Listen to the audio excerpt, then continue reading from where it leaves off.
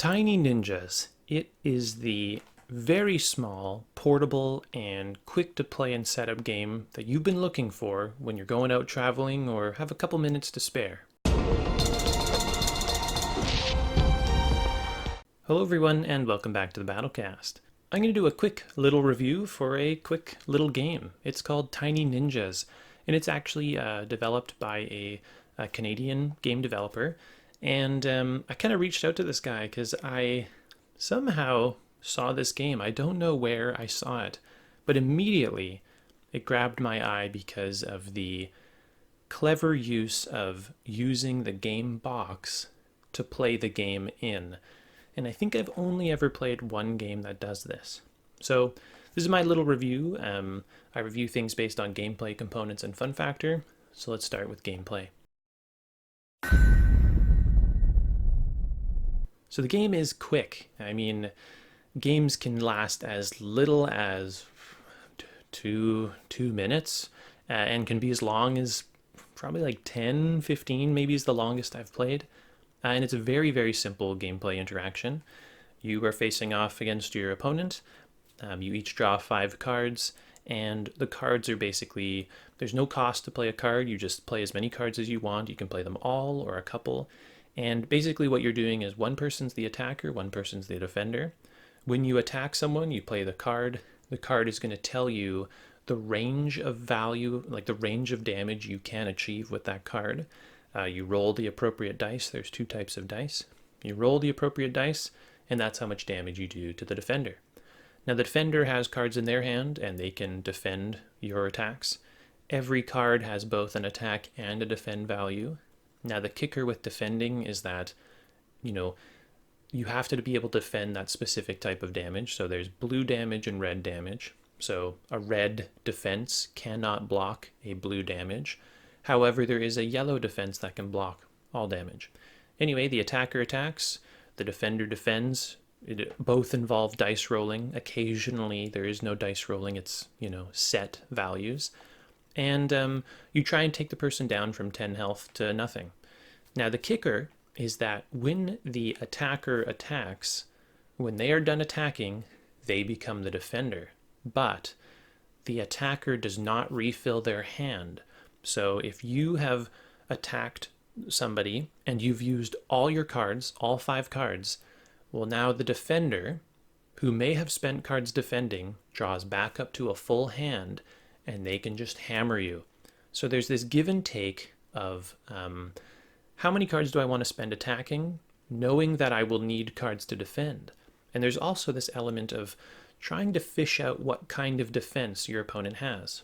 For example, if you can deduce that they only have 1 or no defense cards that block a certain type of damage, then you can just hammer it home. So it's kind of this like test the waters, try and bait out their good defense cards. Anyway, a lovely game of give and take. There are some advanced cards that really spice things up, like healing and discarding. And there's even the added benefit of, at the beginning of the game, you can choose a type of like ninja master to be your like character, and 3 times during a game you can use their ability to spice things up, heal yourself, increase damage, etc. Moving on now to components.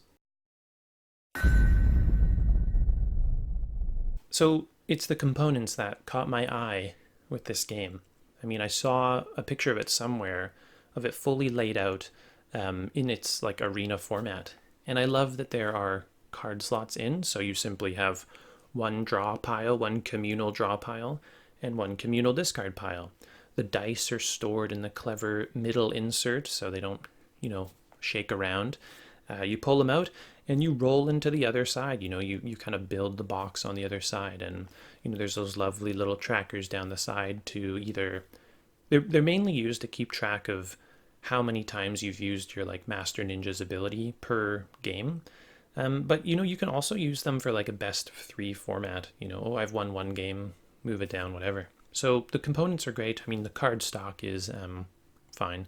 The box is totally the piece de resistance. And, the cards their layout is a little confusing. I did not find it very intuitive at first, but once you get it, And there's cards that tell you what dice you should be rolling based on the symbols. Like the symbology of this game does not really make sense, but once you have that, the legend card, it becomes clear quickly. So don't worry about that. And the art, I mean, take it or leave it. Some people love like anime. I actually am impartial to it. I think that the art was nice, the color's nice, and I think that I just love how they make everything a ninja. It's like panda ninja, turtle ninja, baby ninja. So that's kind of fun and cute. So components, totally great. The box, awesome. And it's small. I mean, my wife and I went on a trip where we were riding on the ferry and at the beach. You can just pull this thing out, play a couple games while you're waiting for the ferry, and there you go. So love it for a transportable game. Really great. Now moving on to fun factor.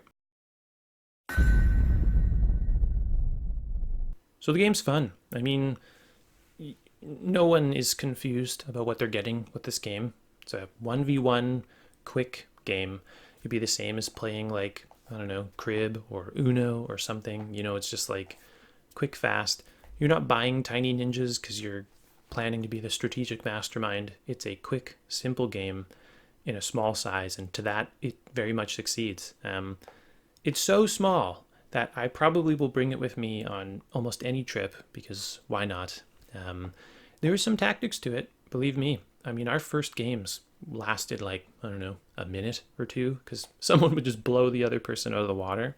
But once you kind of like learn how to give and take and how much to commit or not, and what are the good cards, like where are they, you can your strategy level goes up quite a bit. So I'd say difficulty level in this game is like a 1 out of 5, and complexity, like strategy, maybe like a 2 out of 5. Fun though, fun and quick, totally accomplishes exactly what I wanted it to, and it's cheap.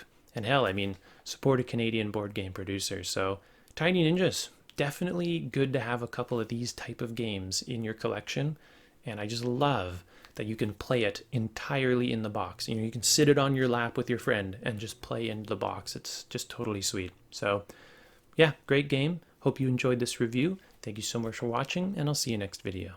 Thanks for watching. I hope you enjoyed the video. Please consider supporting the channel by liking this video or subscribing to the channel, and especially hitting that bell icon. Feel free to leave comments in the comments section below. I love talking with you guys. Until next video, I'll see you then. Thanks.